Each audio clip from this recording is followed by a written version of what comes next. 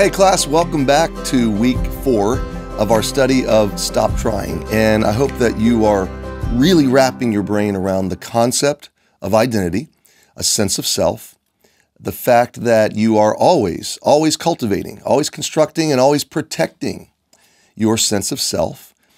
It is where you look for acceptance, security, and significance. And typically the world is imposing all kinds of categories and all kinds of pressure on us to find that sense of self. The be whoever you want to be narrative is indeed an oppressive idea of go find your true self. Go experiment, go reinvent, go try on different identities until you find the one that fits you. The problem is you'll try that your whole life. By the time your life's over, you never will have found your true self.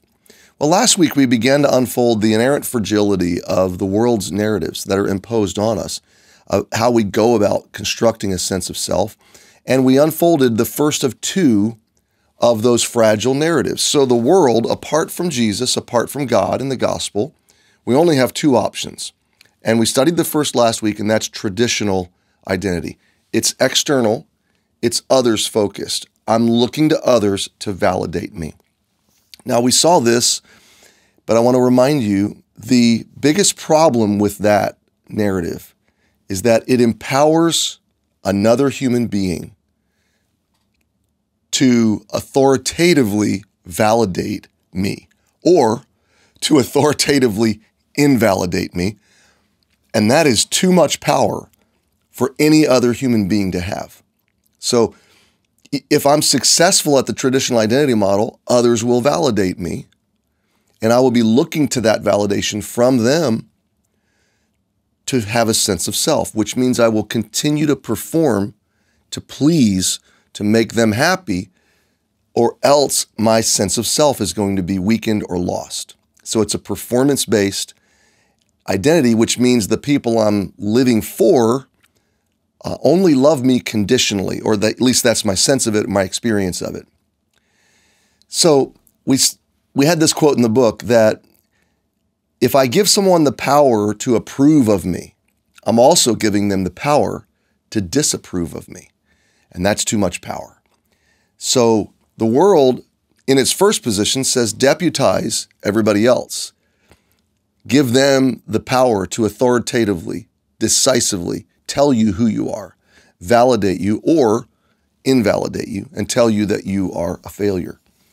In a success model, it's oppressive because I got to work hard to keep that, or I could fail it. In a failure model, it makes me the victim of my failure or the victim of somebody's abuse.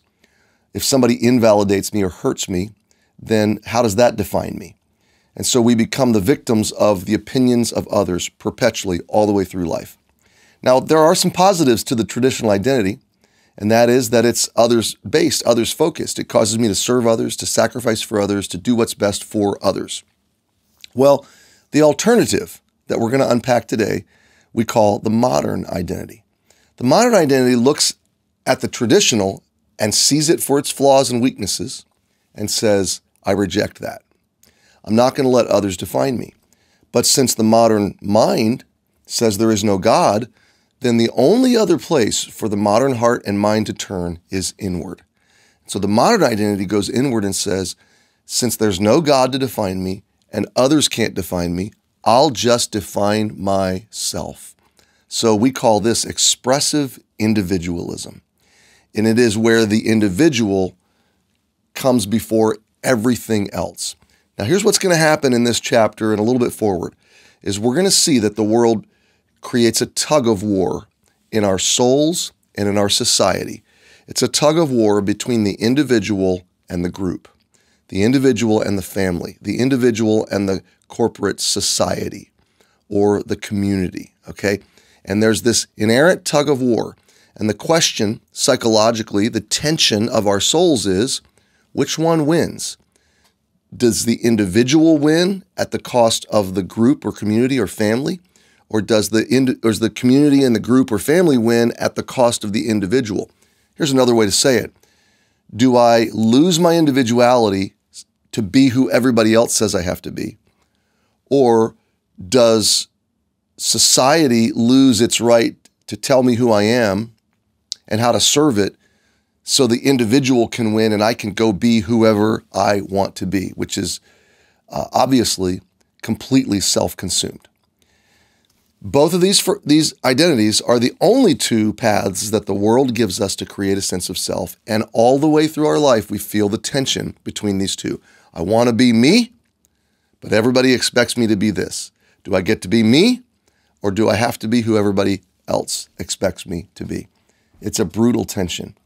Now, in the coming studies, we're going to find out how God resolves that tension. But for right now, let's really dive in and unfold and unpack and understand that tension a little more deeply. Blessings on your study today, and I'll see you next time.